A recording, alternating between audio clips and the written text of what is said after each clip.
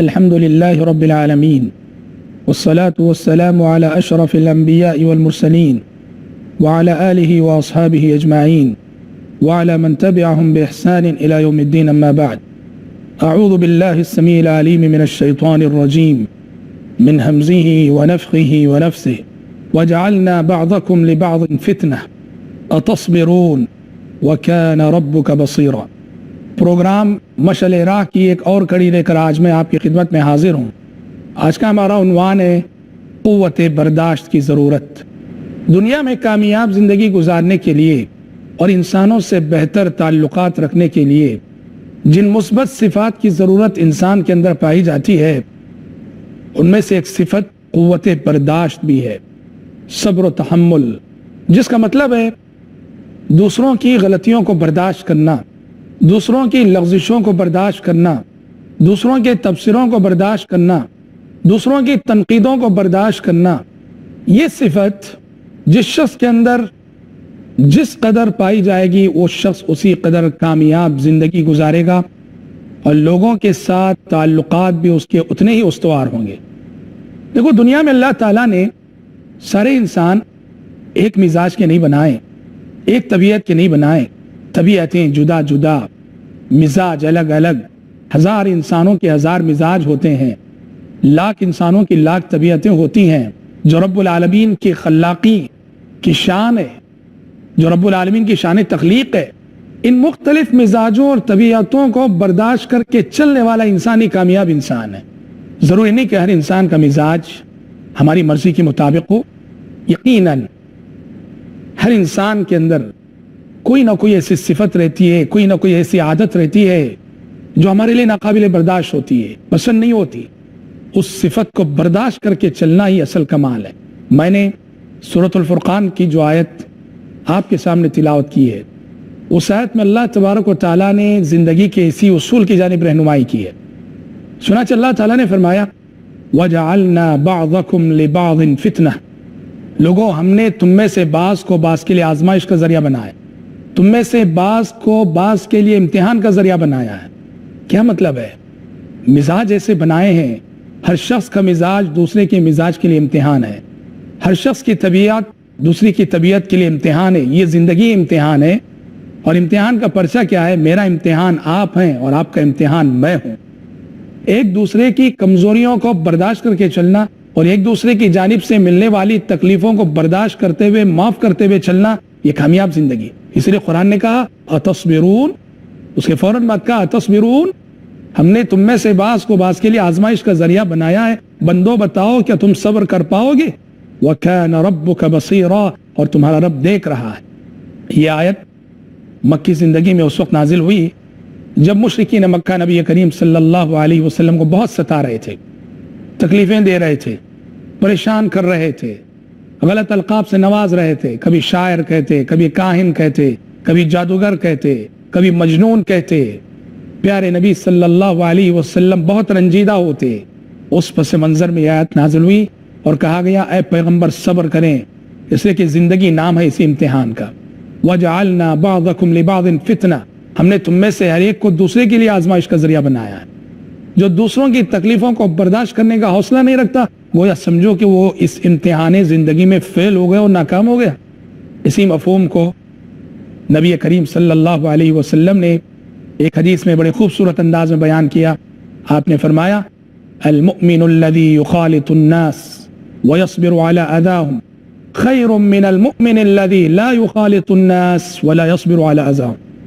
وہ مومن جو لوگوں کے ساتھ اٹھتا بیٹھتا ہے، لوگوں سے تعلقات رکھتا ہے اور ان کی جانب سے ملنے والی تکلیفوں پہ صبر کرتا ہے، یہ مومن بہتر ہے اس مومن سے جو نہ لوگوں کے ساتھ تعلقات رکھتا ہے اور نہ ہی لوگوں کی غلطیوں کو برداشت کرنے کا حوصلہ رکھتا ہے. معلوم ہوا آپ کے اعلیٰ ایمان کے حامل ہونے کی علامت یہ ہے، ایک اچھے مسلمان ہونے کی علامت یہ ہے کہ آپ لوگوں سے ملنے والی تکلیفوں کی وجہ سے لوگوں سے دور نہ ہو جائیں، بلکہ لوگوں کے ساتھ مل کر رہیں اور ان تکلیفوں کو برداشت کرنے کا حوصلہ پیدا کریں اور اللہ سے دعا کریں کہ پروردگارہ مجھے وہ حوصلہ دے. جو شخص انسانوں کی تکلیفوں کو برداشت نہیں کرتا، انسانوں کی جانب سے ملنے والی تکلیفوں کو برداشت کرنے کا حوصلہ نہیں رکھتا، اس دنیا میں اس شخص کے دشمن زیادہ ہو جائیں گے۔ جو برداشت کر کے چلنے کا حوصلہ رکھتا ہے دشمن بھی اس کے دوست بن جائیں گے۔ قوت برداشت کامیاب زندگی کے لیے ایک بہت ہی بنیادی نقطہ، بنیادی شرط ہے۔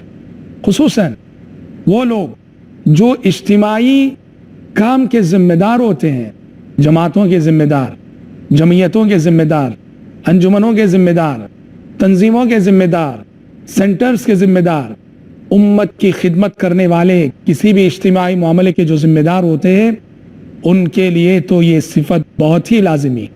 قوت برداشت کے بغیر کوئی شخص کسی تنظیم کا کوئی عہدہ قبول نہیں کر سکتا، کوئی عہدہ سنبھال نہیں سکتا۔ قوت برداشت بہت ضروری ہے۔ نبی کریم صلی اللہ علیہ وسلم کتنے اعلیٰ اخلاق کے تھے آپ، کتنے اعلیٰ کردار کے تھے آپ، کیسا مثالی سلوک تھا آپ کا انسانوں کے ساتھ۔ اس کے باوجود دیکھو نبی کریم صلی اللہ علیہ وسلم کو کتنا برداشت کرنا پڑا۔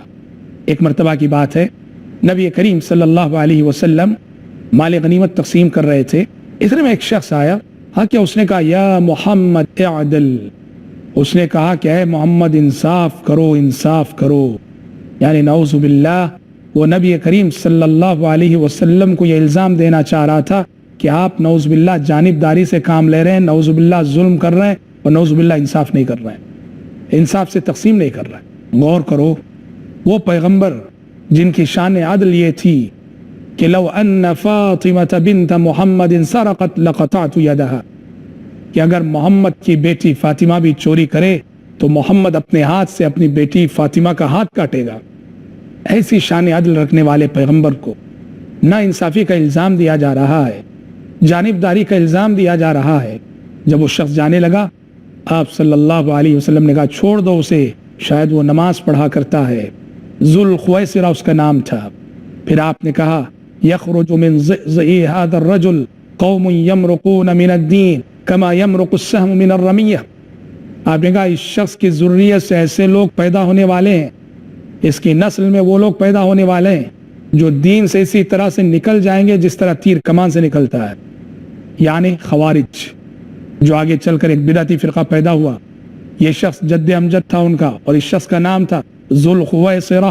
تو آپ صلی اللہ علیہ وسلم کو بہت تکلیف ہوئی اس کے یہ کہنے سے، آپ بہت رنجیدہ ہوئے، اور آپ صلی اللہ علیہ وسلم کو فوراً اپنے بھائی موسیٰ علیہ السلام کی یاد آ گئی، اور آپ نے کہا رحم اللہ موسیٰ لقد اوذی فی اللہ اکثر من ذلک فصبر، اللہ رحم کرے میرے بھائی موسیٰ پر کہ انہیں تو ان کی قوم نے اس سے زیادہ ستایا تھا پر انہوں نے صبر سے کام لیا۔ یعنی موسیٰ علیہ السلام کو بھی جس قوم سے واسطہ پڑا تھا، قوم بنو اسرائیل، تاریخ انسانی کی سب سے بڑی ناشکری قوم، تاریخ انسانی کی سرکش قوم، جس نے موسیٰ علیہ السلام کو بہت پریشان کیا، بہت ستایا۔ کسے ستایا؟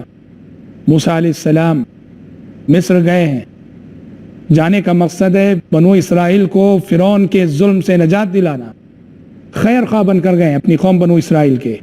لیکن یہی قوم بنو اسرائیل موسیٰ علیہ السلام کو کیا الزام دیتی ہے؟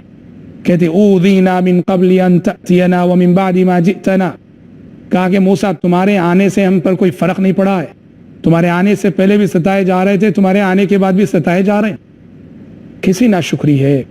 اللہ تعالیٰ نے قوم بنو اسرائیل کی نظروں کے سامنے ان کے دشمن کو غرق کیا، ان کے دشمن کو ڈبویا، یعنی فرعون کو، اور اس کے بعد یہ بت پرست قوم پر سے جب گزر ہوتا ہے، دیکھتے ہیں ان کے کئی معبود ہیں، کئی خدا ہیں، تو بنو اسرائیل یہ نعوذ باللہ مطالبہ کرتے ہیں کہ یا موسیٰ اجعل لنا الہا کما لہم آلہہ، اے موسیٰ جیسے ان کے کئی خدا ہیں ہمارے بھی کئی خدا بنا دو۔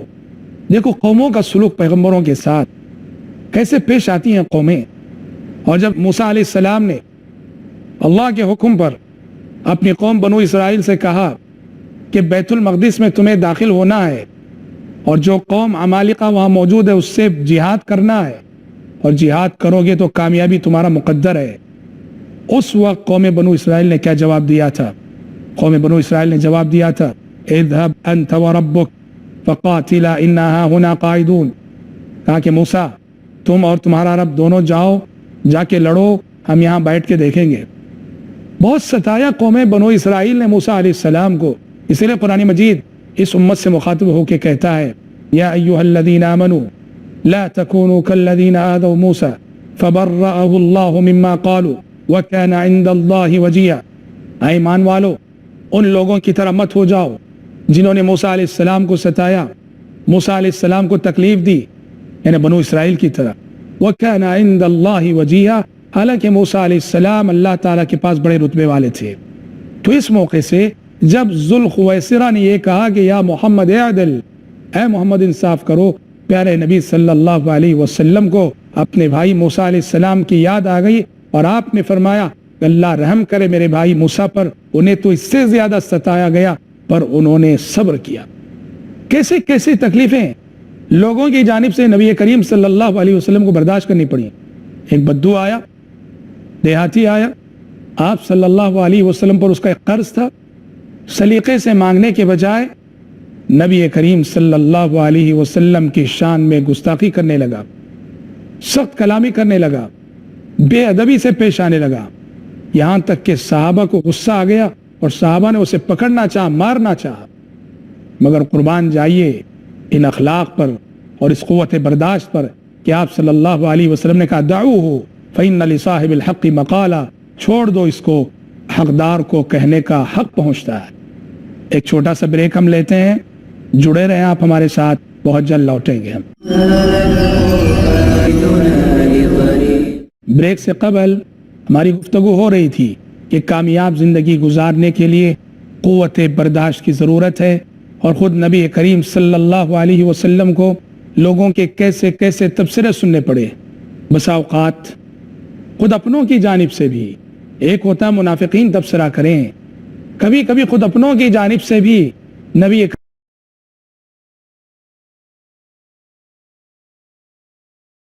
کے واقعات میں یہ واقعہ آتا ہے کہ جنگ بدر شروع ہونے سے پہلے نبی کریم صلی اللہ علیہ وسلم نے صحابہ کرام رضوان اللہ علیہ مجمعین سے فرمایا تھا کہ اگر تمہاری تلواروں کی زد میں بنو ہاشم کے لوگ آتے ہیں تو انہیں مت مارنا۔ بنو ہاشم کون؟ یہ نبی کریم صلی اللہ علیہ وسلم کے قبیلے والے، ان میں سے وہ لوگ جو کافر تھے، وہ لڑنے کے لیے بدر میں آئے تھے، مگر وہ آئے نہیں تھے، لائے گئے تھے۔ مکی زندگی میں ان کی ہمدردیاں نبی کریم صلی اللہ علیہ وسلم کے ساتھ تھیں، ایمان نہ لا کر بھی وہ نبی کریم صلی اللہ علیہ وسلم کے ہمدرد رہے۔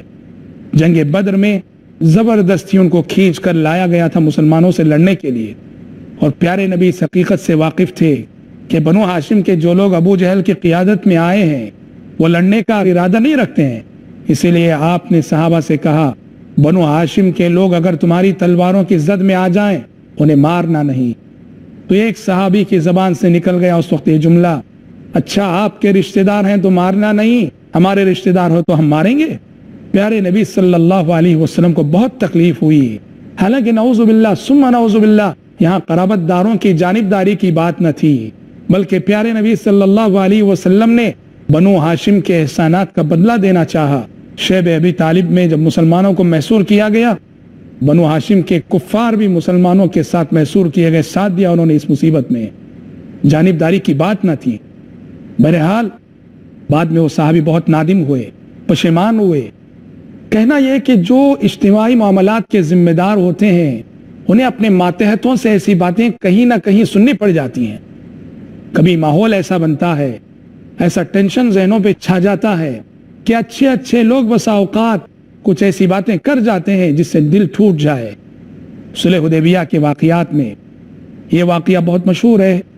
نبی کریم صلی اللہ علیہ وسلم نے خواب دیکھا کہ عمرہ کر رہے ہیں، اور نبی کا خواب سچا ہوتا ہے۔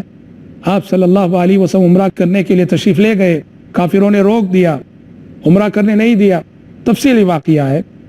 بعد میں کفار اور مسلمانوں کے درمیان حدیبیہ نامی مقام پہ مصالحت ہوتی ہے، کمپرومائز ہوتا ہے۔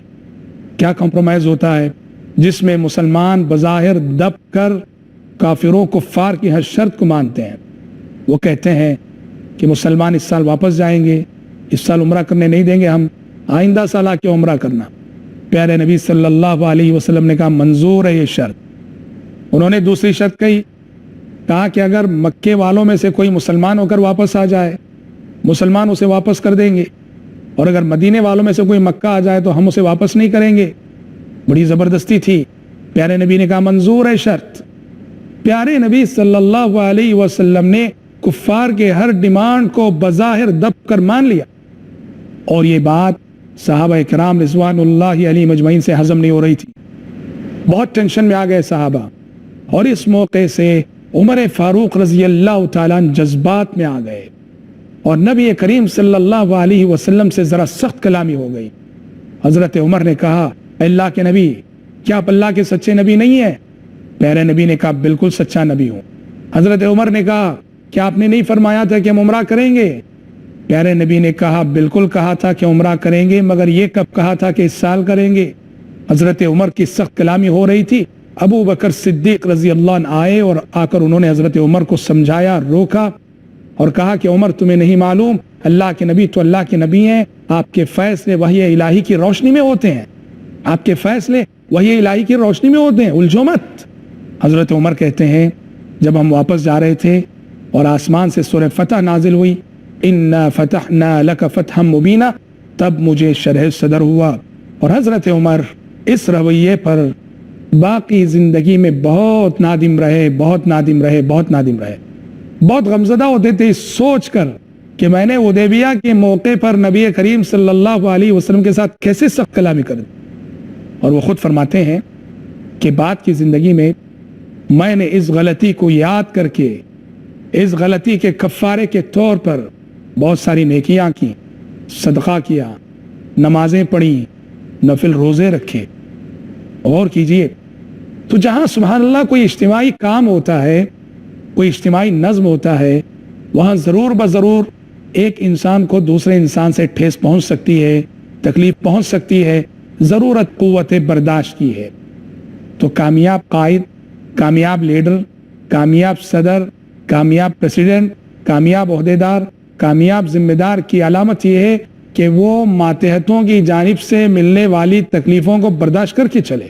قرآن مجید نبی کریم صلی اللہ علیہ وسلم سے مخاطب ہو کے کہتا ہے وَلَقَدْ نَعْلَمُ أَنَّكَ يَضِيقُ صَدْرُكَ بِمَا يَقُولُونَ فَسَبِّحْ بِحَمْدِ رَبِّكَ وَكُن مِّنَ السَّاجِدِينَ. پیغمبر ہم جانتے ہیں, ہمیں معلوم ہے کہ آپ کا سینہ ان کفار اور مشرکین کی باتوں کی وجہ سے آپ کا دل گھٹتا ہے, آپ کو رنج ہوتا ہے, آپ کو تکلیف ہوتی ہے, ہم جانتے ہیں.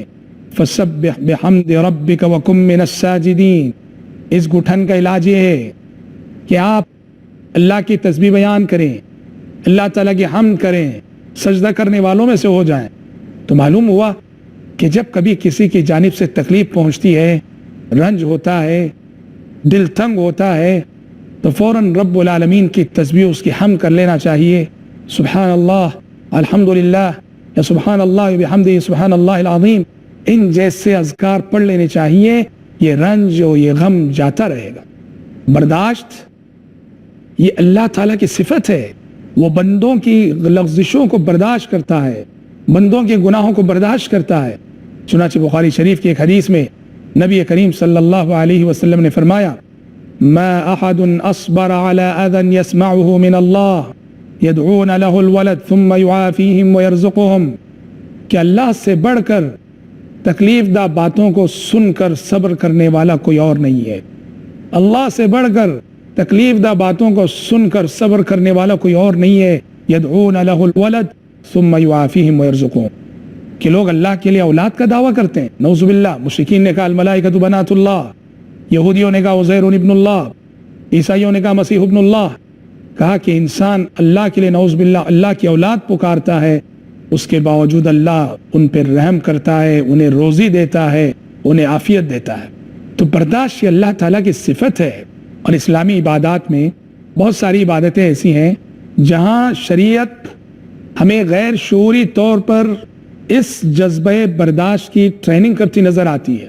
خصوصاً حج کے سلسلے میں قرآن مجید نے کہا فَمَنْ فَرَضَ فِيهِنَّ الْحَجِّ فَلَا رَفَثَ وَلَا فُسُوقَ وَلَا جِدَالَ فِي الْحَجِّ, کہ جو حج کرتا ہے تو دوران حج فسق و فجور کے کام نہیں ہونے چاہیے, جنسی لذتوں کے کام نہیں ہونے چاہیے, اور جھگڑا نہیں ہونا چاہیے. یہ جو وَلَا جِدَالَ فِي الْحَجِّ قرآن کہہ رہا ہے, حج میں جھگڑا نہیں ہونا چاہیے. کیوں؟ یہ قوت برداشت کی تربیت ہے. موسم حج میں دنیا جہاں سے لاکھوں کی تعداد میں انسان جمع ہوتے ہیں، مختلف مزاج رکھنے والے، مختلف طبیعتیں رکھنے والے، اور آج کل کے حساب سے 35 سے 40 لاکھ کا اجتماع، اور وہ بھی 8-10 کلومیٹر کا جو چھوٹا سا رقبہ ہے اس کے اندر 35-40 لاکھ انسانوں کا اجتماع، مختلف مزاج رکھنے والے، مختلف طبیعتیں رکھنے والے، ضرور بضرور مناسک حج ادا کرتے ہوئے ایک دوسرے سے ٹکراؤ ہو جائے گا، ہماری مرضی کے خلاف بہت سارے کام ہوں گے، تو قوت برداشت کی ضرورت ہوتی ہے۔ اس لیے قرآن نے کہہ دیا وَلَا جِدَالَ فِي الْحَجِّ، جھگڑنا نہیں، جھگڑا کرنا نہیں۔ تو اس طرح حج کے ذریعے سے جہاں بہت سارے سبق، بہت سارے دروس ہمیں ملتے ہیں، وہیں یہ قوت برداشت کا سبق بھی ملتا ہے کہ زندگی میں اپنی طبیعت کے خلاف جو باتیں ہوتی ہیں، اپنے مزاج کے خلاف جو باتیں ہوتی ہیں، اسے برداشت کر کے چلو۔ ایک نہ ہی ایسے بسا اوقات اپنے مزاج اور اپنی طبیعت کے خلاف ہونے والی بات کو برداشت نہ کرنا تکبر بھی ہو جاتا ہے۔ انسان اپنے آپ کو اتنا بڑا سمجھ جاتا ہے، اپنے آپ کو اتنا معزز اور محترم سمجھ جاتا ہے کہ وہ کہتا ہے کہ میں اپنے مزاج کے خلاف کوئی بات برداشت نہیں کروں گا، اپنی طبیعت کے خلاف کوئی بات برداشت نہیں کروں گا، اور یہ تکبر ہوتا ہے، یہ غرور ہوتا ہے، یہ عناد ہوتا ہے، جو مزاج کے اللہ تبارک و تعالیٰ کو قطعاً پسند نہیں۔ عاجزی اور انکساری کا مظہر ہے کہ آپ دوسروں کی لغزشوں کو برداشت کر کے چلیں، غلطیوں کو برداشت کرنے کے لیے حوصلہ شریعت نے آپ کو دیا ہے۔ وہ کیا ہے کہ اگر سامنے والا آپ کو تکلیف پہنچاتا ہے، یہ سوچ لو کہ وہ آپ کے بارے میں جو بات کہہ رہا ہے وہ سچ کہہ رہا ہے، آپ پر جو تبصرہ کر رہا ہے وہ تبصرہ صحیح ہے، جو تنقید کر رہا ہے وہ تنقید صحیح ہے، جو کمزوری آپ کے اندر بتا رہا ہے واقعتاً وہ کمزوری ہے، تو آپ سمجھ جاؤ کہ اس کے کہنے سے آپ کے گناہ معاف ہو رہے ہیں، آپ کے گناہ معاف ہو رہے ہیں۔ اور اگر سامنے والا جو تبصرہ آپ پہ کر رہا ہے، جو تنقید آپ پہ کر رہا ہے، وہ بیجا ہے، اس کے اندر صداقت نہیں ہے، غلط بیانی سے کام لے رہا ہے وہ، تو ایسی صورت میں آپ کی نیکیوں میں اضافہ ہوگا اور آپ کے درجات اللہ کے پاس بلند ہوں گے۔ تو اس حیثیت سے تو آپ کو خوش ہونا چاہیے کہ بیچارہ میری نیکیوں میں اضافہ کر رہا ہے، میرے گناہوں کے کفارے کا سبب بن رہا ہے۔ یقیناً اس سے حوصلہ ملتا ہے دوسروں کی تکلیفوں کو برداشت کرنے کا۔ تو حضرات، بہت عظیم صفت ہے، اللہ تعالیٰ کی صفات میں سے یہ صفت ہے، اور خود اللہ تعالیٰ کے جتنے جلیل القدر پیغمبر، انبیاء اور رسول علیہم الصلاۃ والسلام اس دنیا میں بھیجے گئے، سب کی صفت رہی کہ غیر معمولی قوت برداشت سے اللہ تعالیٰ نے ان سب کو نوازا تھا۔ تو کامیاب زندگی اگر آپ گزارنا چاہتے ہیں تو کامیاب زندگی کے لیے اس صفت کو اپنے اندر پیدا کرنا ضروری ہے، اور یہ صفت جس کے اندر نہیں ہے یا جن کے اندر کمزور ہے، اس صفت کو مضبوط کرنے کا ذریعہ یہ ہے کہ شریعت کی جو تعلیمات اس صفت کے حوالے سے آئی ہیں ان تعلیمات کا بار بار مطالعہ کیا جائے۔ دعا ہے رب العالمین سے اللہ تعالیٰ کہنے والے کو، سننے والوں کو یہ عظیم صفت اپنے اندر پیدا کرنے کی توفیق عطا فرمائے، آمین۔ وآخر دعوانا الحمد للہ رب العالمین۔ هذا القرآن يوحدنا